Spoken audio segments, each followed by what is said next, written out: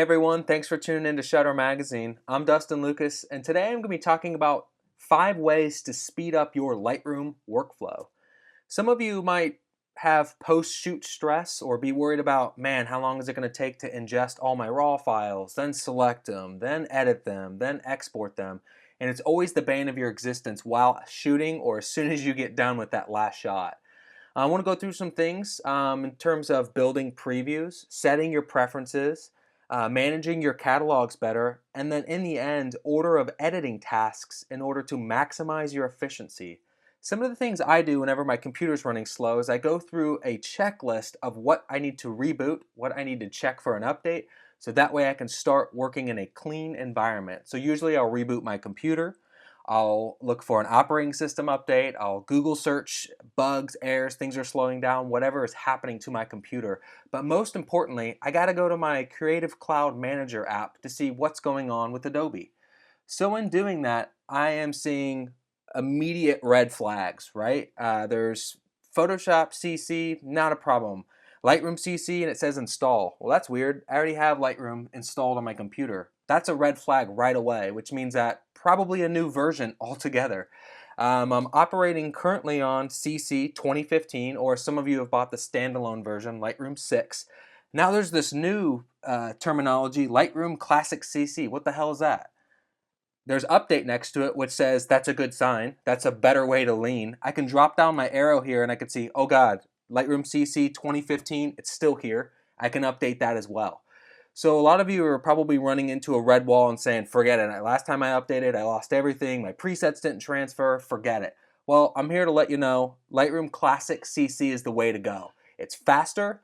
It's new and improved preview system at import, which I'll go through, and it's really created a clean and efficient atmosphere for most of those photographers out there that have been waiting for that new fast version of Lightroom. Of course, you can still work in Lightroom CC 2015, but if you're paying for the subscription, if you want to be working with the newest software, you have new cameras, new lenses, you should be working in the newest Lightroom Classic CC.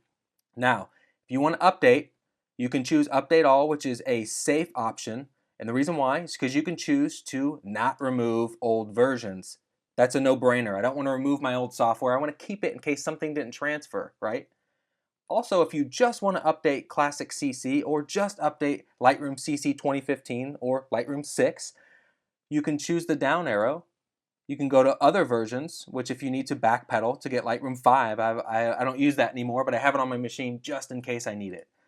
I can choose update, and what that's going to allow me to do is it's going to allow me to uncheck remove old versions. I can't stress that enough. So you want to keep your old version of Lightroom, like I said, in case something didn't transfer, but go ahead and update, and let's move into Lightroom Classic CC and see what they got. Now that my Lightroom upgrade is complete, let's click on Lightroom Classic CC and go to Open. You'll see that I have my older version below. It's still there. It needs updated. Forget it. I'm going to Classic CC. I'm upgrading. I'm committing.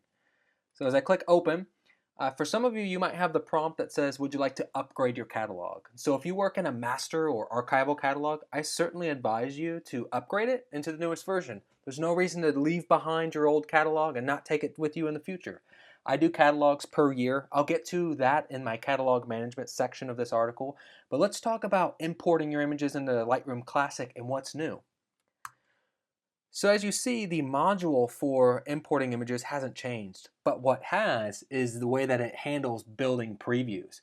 There's always been the option for embedded and sidecar, but what does that mean? It's never actually used that option for Lightroom the same way that Photo Mechanic does. So let's just see how well it does. So in the new feature with Lightroom Classic CC, you can choose embedded sidecar, and what we can do is we can choose our massive 5,299 image wedding. I'm going to import these images in and just see how fast we can get working on selection as it's building all of these images. So I always sort by capture time to make sure we start at the beginning of the day. My cameras are in sync, but they're shooting and everything will be coming in together. So it's resorting everything right now. It looks good to go. We don't have the loading button in the lower left-hand corner. I've got embedded in sidecar. I'm going to leave Build Smart Previews unchecked for now to just get started for those of you that want to start selecting right away and you don't want to have to wait. So let's do it. So I click on Import. and it's going to start importing my files. Again, I'm working on a MacBook Pro. I'm not working on a giant Mac Pro workstation. I'm not working on an iMac. Just want to kind of show you how quick the import screen works and how these new embedded previews are actually working. So it's going to fetch each initial preview. All of my raw files are local. It's on an SSD drive. So it's going to show you in real time how quick this process is going to work, or fail if it's running too slow for me. So as it's running through these different processes at the same time, it's building my initial previews, and it's handling, and I clocked it at about 3 per second. It took me about 30 minutes to import and fully fetch these embedded previews to get working. Well, as it's building those and as my computer's importing the files, I'm going to start selecting now to see if I can get this thing a little more efficient. So I'm going to sort by capture time because that's how I'm importing my files. So as I scroll all the way up, I should be able to, in theory, click on my first file and not have to wait for loading, loading, loading. Well, there we go. Our first sign of failure, our loading sign, right? It's having to think. But here's something new, embedded preview. So what this embedded preview allows me to do is I can actually zoom in and I'm not getting anything loading, which is huge. Usually when you build standard previews, everything looks great from this perspective. But as soon as I zoom into 100%, one-to-one pixels, I immediately start getting my loading error. When I go to 3-to-1, you'll see, wow, this really isn't getting that pixelated, but I can zoom in at 300%. And I'm not getting any pixelation. I don't want to zoom into the butt there, sorry. But as we go image to image, wow. Where's the lag, right? I'm zooming in. This is so crucial for my process for selecting, right? We're zoomed in, here's some pixelation, right? That's a problem. Let me go back. I'm gonna make sure we go to 1-to-1 as we zoom in and out. Because when you're selecting images, you gotta see it at 100% to make sure it's sharp. Look at this. I'm not getting a loading sign at all, and I'm going image to image.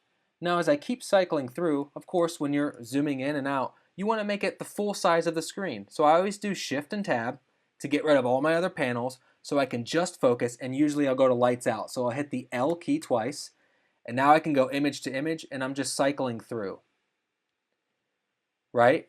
And this is good enough for your first level of selection, just going through and going through the keepers. What are you going to get rid of, right? If I want to zoom in and make sure something's sharp, I can do that. And I can actually stay at that mode and go through image to image. Now, as my machine's importing, it's running other processes in the background. You're probably going to run into a little bit of a loading error, and that's okay. That's to be expected. But at least as you see, as it's building each of those previews quite quickly, it's not giving me a reloading sign every time I zoom in and out, right? So it still has to, it's loading this embedded preview. It's grabbing that from the raw file, and that's normal. That's going to happen when it's running multiple processes at once. So as it's still fetching my embedded previews, I've got 309, 312 previews running right now. You know, it's like I said, about 30 minutes to get this whole process going. If you're patient enough to wait 30 minutes for this to import, you can get selecting right away. So jumping into some real-world selection scenario where we're working with our embedded previews is we need to be able to zoom into our images to make sure they're sharp. Well, as I'm going through these ring shots, I can go image to image and I can start to look at them at their zoomed out view, but it's difficult to see how sharp these images are and make sure that that rock is in fact sharp. So as you can see going through here, it starts to become difficult for us to determine which images are the sharpest. So if I zoom in, now I can have my one-to-one preview and I can start to cycle between images. Of course, we're going to move the rock into the middle to make sure we're sharp, right? Now, a lot sharper than this image. Zooming out from here, seeing the difference between here to here, it does look, you know, there are some subtle differences between the rock, but you really got to zoom in on some of those macro shots to make sure we stay sharp. See, this one goes soft, and it's not the preview having to generate. This image is just slightly softer, and that happens. You're moving all over the place, right? Just to get that rock, you have a sliver of depth of field to make sure that it gets in focus, so that way you can go image to image, and it doesn't have to load, well, like it is here for each of your one-to-one previews. So again, my computer is generating those initial embedded previews. You know, it's a little sluggish, but we're well on our way, about 30% of the way done But again, the total process of building about 5,000 of these embedded previews, it's going to take about 30 minutes. That's a lot better than having to wait for one-to-one previews, which are going to take hours, 3, 4, 5 hours sometimes, depending on your machine. So at least you can get the ball rolling, you can get selecting. Again, it's not a full replacement of Photo Mechanic, but just showing you a new version of what Lightroom offers for these embedded previews. Now, for some of you that want to start selecting, color correcting, or maybe just color correcting right out the gate without having to wait for standard previews and one-to-one previews to build, I certainly recommend building one-to-one previews up front. That's going to give you your standard and your zooming in to one-to-one preview already built, so that way you're not wasting time on waiting for those to load. Also, build smart previews, and here's why.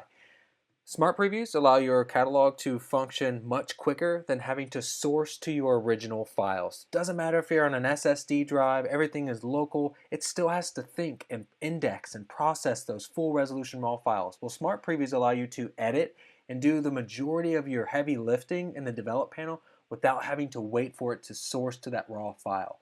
But having your RAWs linked in the one-to-one preview, you're going to be able to zoom in and out and have the best of both worlds.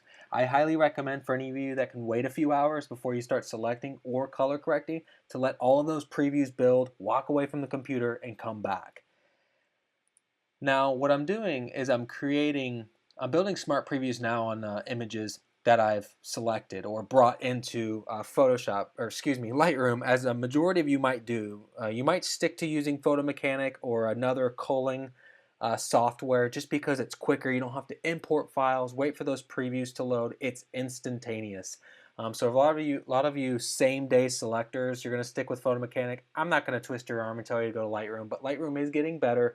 The embedded preview, as we saw, gives us the ability to zoom in and zoom out without having to wait for those one-to-one previews to build.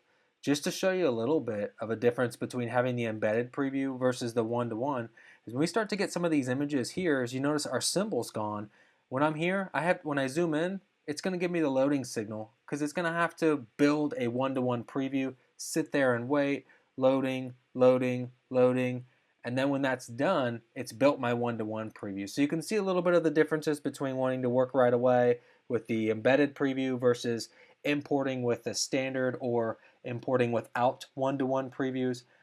Those things can be generated. Again, you can select all of your images, go up to the library at the very top. You can choose whatever previews you want to build after import. If you've forgotten or if you've worked in catalogs prior to this sort of tutorial on how to build those, let's move on. So we're ready to get working with these smart previews, and now ready to start selecting our files. We can start editing and move on from there. Now, another major component of my workflow in Lightroom is to separate my master or archival catalog, where everything gets ingested into, all the previews, everything is built in, separate from a working catalog, something where I want to select my files, something where I want to edit my files, make copies, work in the most efficient catalog, and setting up that catalog management, what that process is. So what I like to do is I like to select specifically what client I want to work with, and I can, as simply as right-clicking under the folders panel, I can choose export this folder as a catalog. So what it's going to do is it's going to take all of those files in there, whether I had them selected or not, and choose to export them as a completely separate catalog. So I have a few options here. I can choose to export negative files. I don't want to do that. I don't need to make copies of my RAWs. I can include/build smart previews, which is a great option to do, and then I can include available previews. These two bottom options are important for you if you are importing your catalogs, building smart previews, and building one-to-one previews. So everything you've built will go along with you. Once you choose the location and the file type, you're ready to click export, and it creates separate files for you to work in a completely new workspace. Now that I've selected my files, I'm ready to export this catalog and work inside of my working catalog. So as I click export, you'll notice how fast the export process is. For some of you, if you haven't built the smart previews, it's going to take time to build every one if you didn't do it at import like I had talked about earlier. So we can close out of this catalog altogether, and we can open up our newly created working catalog. So as I open it up, we're only going to have the selected files that I 5-starred, and we can start to begin develop editing. Something I want to show you, just to show some comparisons between your one-to-one preview and your standard preview, is as we're looking at the embedded preview here, as we're going image to image, as you notice, it has our embedded preview. When I zoom into the image, pretty quick. When I go into the develop module, now it's starting to make those changes. And it goes from our embedded preview, as you can see, as it's making a major shift in the darker unedited preview to what we're seeing in the develop module. To show you a little closer of exactly what you should expect to see, we can see those changes, and having to wait for that is kind of a pain. We do have our smart previews building, but as you can see, as it's making each one of those preview adjustments, now we need to jump into the preferences panel and really discuss how to create as much efficiency in our workspace as we can. Now, Lightroom breaks preferences down into catalog specific preferences and then your overall Lightroom preferences. So starting out in the catalog preferences, we can do Option Command comma to open up our different settings.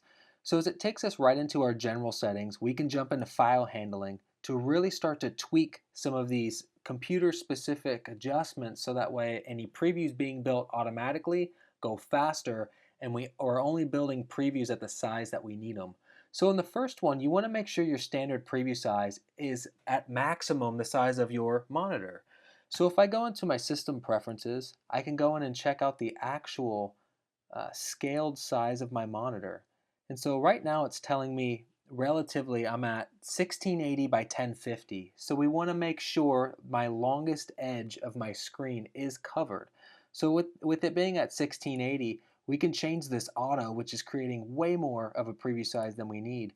We can go to 1680 actually, which they already have pre-selected for us to choose, and it'll match that. So the standard previews don't need to be any larger than that. So they'll build actually quicker by reducing that size. Another thing I like to do is go to preview quality, choose low, just because looking at it from a zoomed out perspective, I don't care about detail and sharpness at that level. I care about that when I'm zooming into one-to-one. Another thing I do is I keep the automatically discard one-to-one previews at after 30 days. That's usually left at default.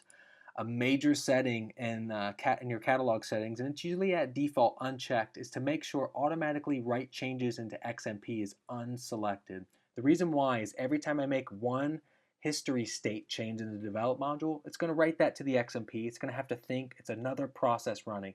I uncheck it because I always work in a backup environment. I save my XMPs at the end, but I'm not always done with my edit when I make one tweak. So I keep that off, save XMPs at the end of my process just to save more time and have less processes running in the background. Another option, and we can get into this later, is the backup and optimization of your catalog. We'll cover those preferences a little later. Now remember, your catalog settings are going to reset or go back to the default anytime you create a new catalog or you're working in a brand new one. So something just to keep in mind is that you need to tweak those catalog settings every time you open up Lightroom, if it's a newer exported catalog or a brand new one you created from scratch. To access our Lightroom preferences, we can do Command, comma, and that will take us into our general preferences for Lightroom. Now some things have changed with Lightroom Classic CC, whereas in file handling you used to have your options for raw cache and tweaking some of your settings. But what Adobe's done is put everything that you need to tweak for performance in one panel, which is smart, right? You want to be looking in 10 different places to tweak the efficiency of your catalog. So going to the Performance tab, we can go down from top to bottom and choosing the best settings for our computer. Now at default, I usually uncheck Use Graphics Processor just because unless you're working on a 4K or 5K monitor, which some of the newer iMacs have the capabilities of, or in some cases with the Retina screens, which I'm working on, you can get a little more efficiency and a little more performance out of having this checked.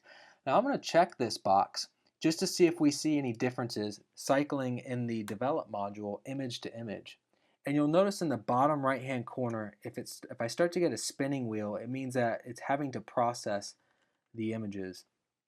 So I'm still having the same kind of lag that I normally do between images where it has to load those standard previews. That's previews that's completely separate from what we're looking to check right now. But what we want to make sure is that are we getting any accelerated graphics performance by having that checked versus going back in, unchecking it altogether, and seeing if it runs any faster, any slower.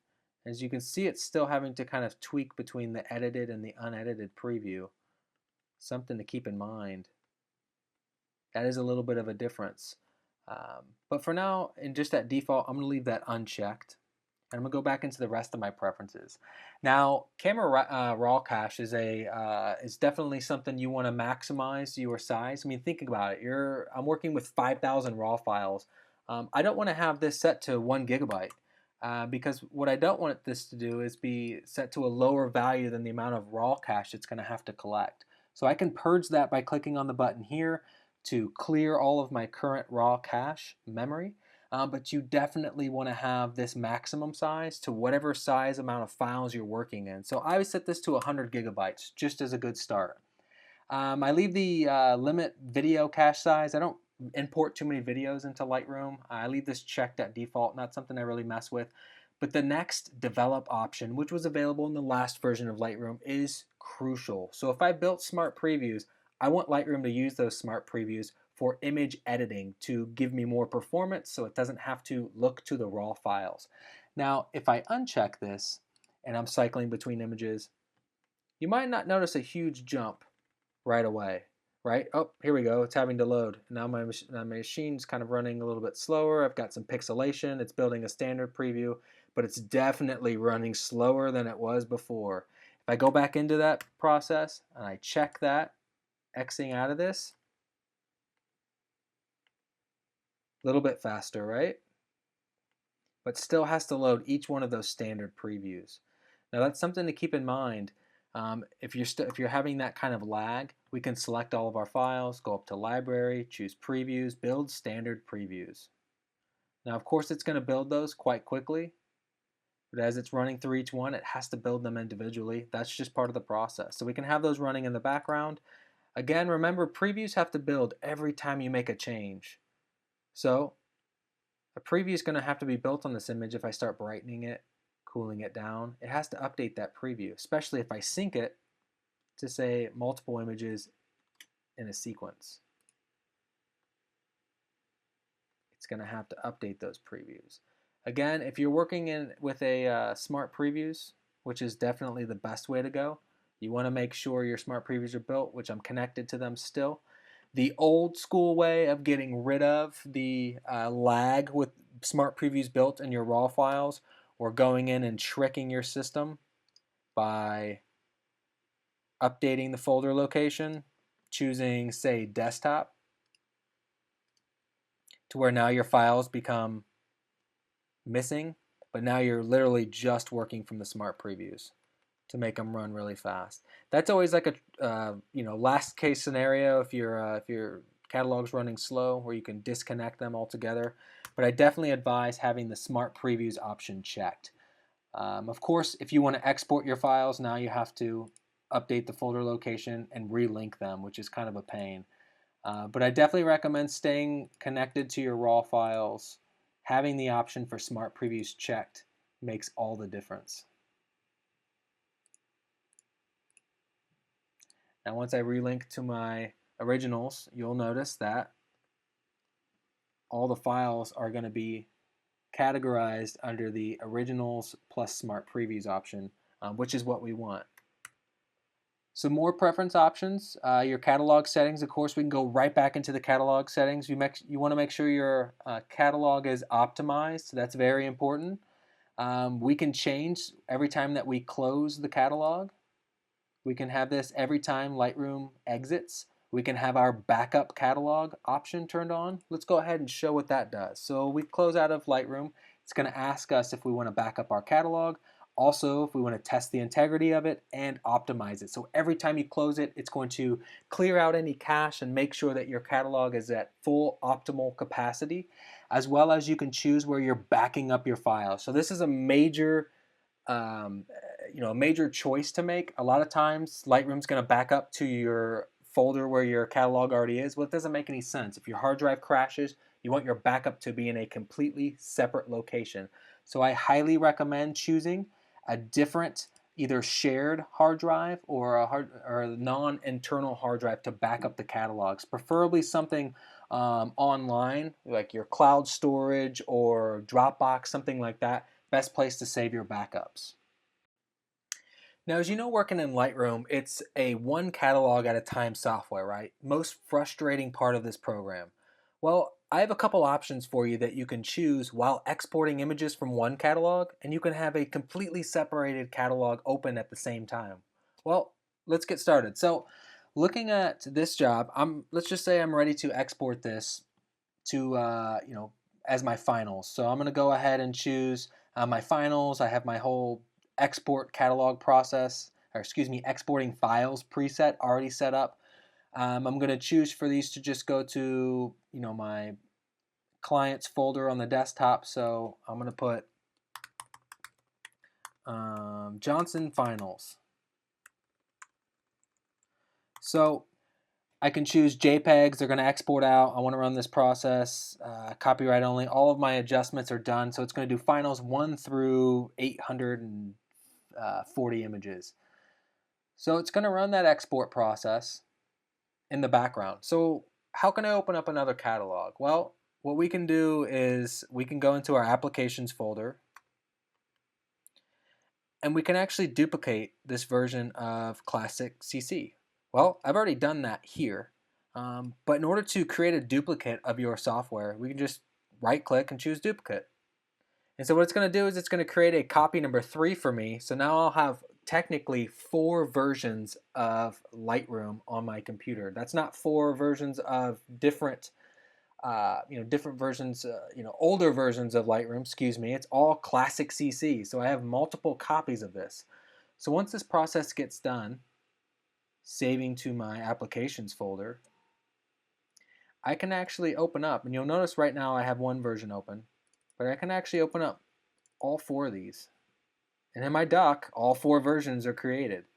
So what I want to do is to save these in my dock, as we always know. Make sure to right click, choose keep in the dock, just so that way they're always ready for us to use.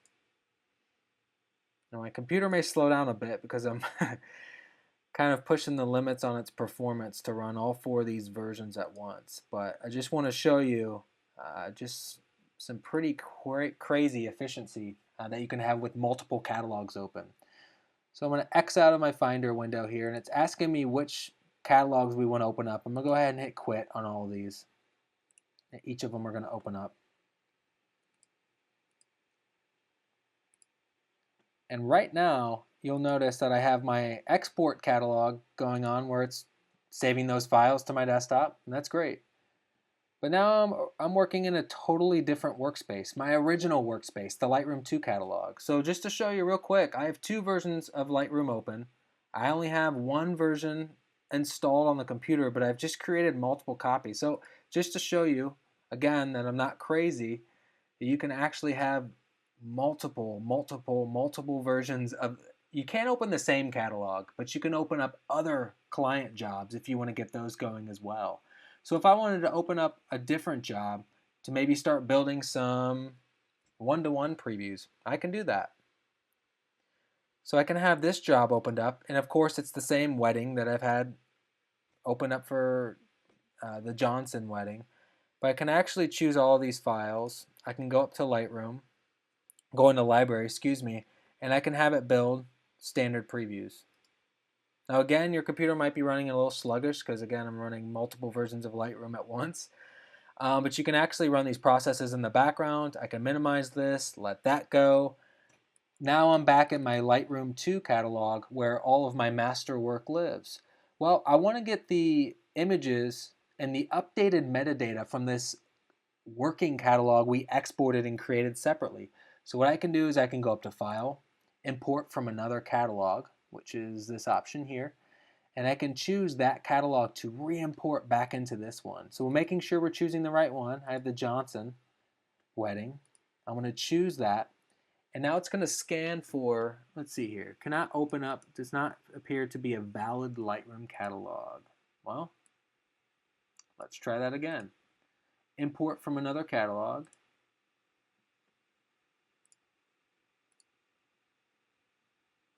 Well, apparently it's not going to let me import as I'm exporting out of this one. So let's see if we can work separately for the time being. So that's good to know. Can't import from a catalog that's already open.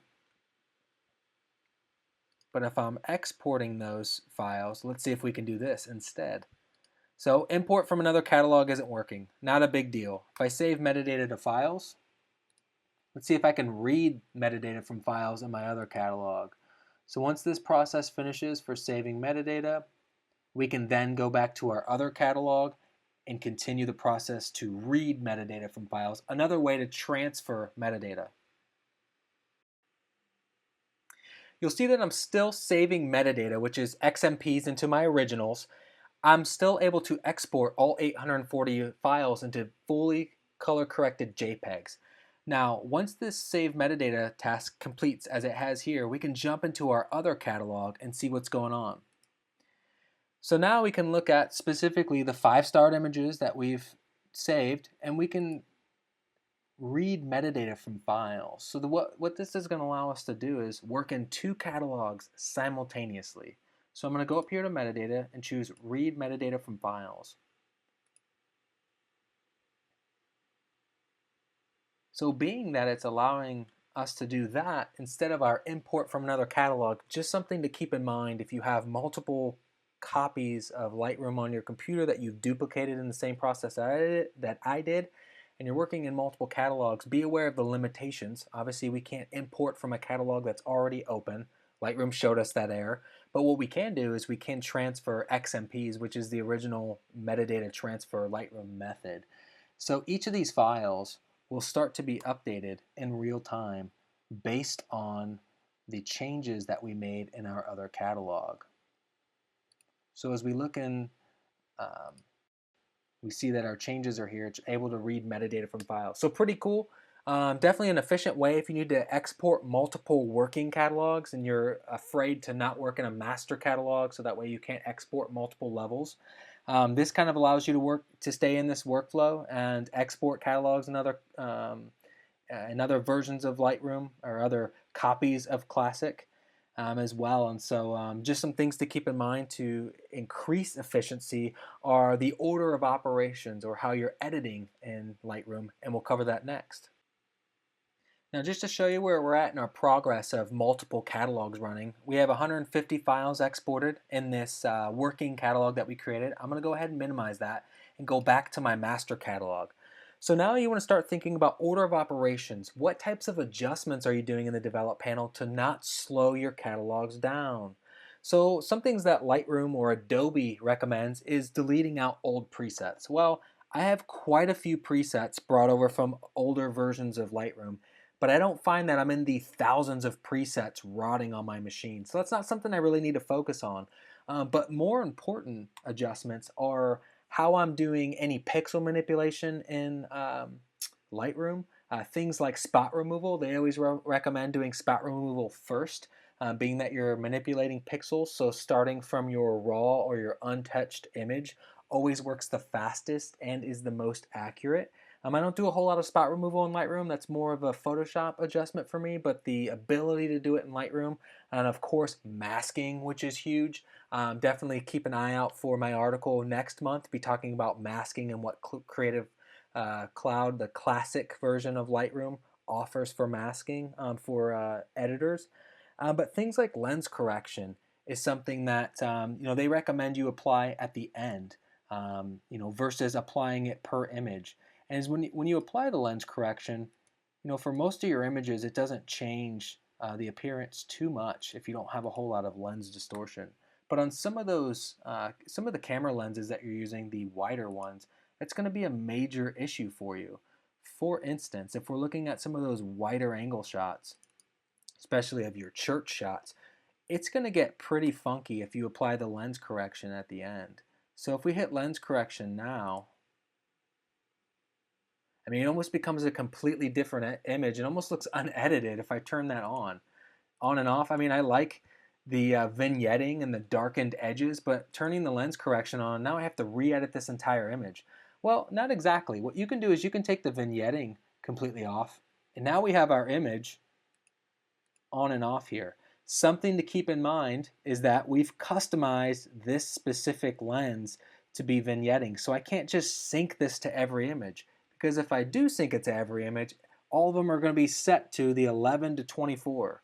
Let me show you exactly what I'm talking about. So if I make that adjustment and say, okay, I like that dark vignette, now I'm going to go to every lens, select all, hit sync, and once my sync menu pops up, maybe it's not going to, it's taking its time, a little sluggish here. I'm going to check none, and I'm going to choose lens correction. And what it's going to do is I'm going to hit synchronize, and it's going to take the non 11 to 24 lens profile and apply it to the wrong lenses and really start to mess up my images. So once I hit sync, it's going to make that adjustment to all the images. Now I'm going to just show you exactly what I just did. So as I go to a, commonly shot 24 to 70 2.8 lens, once this opens up, go into develop module,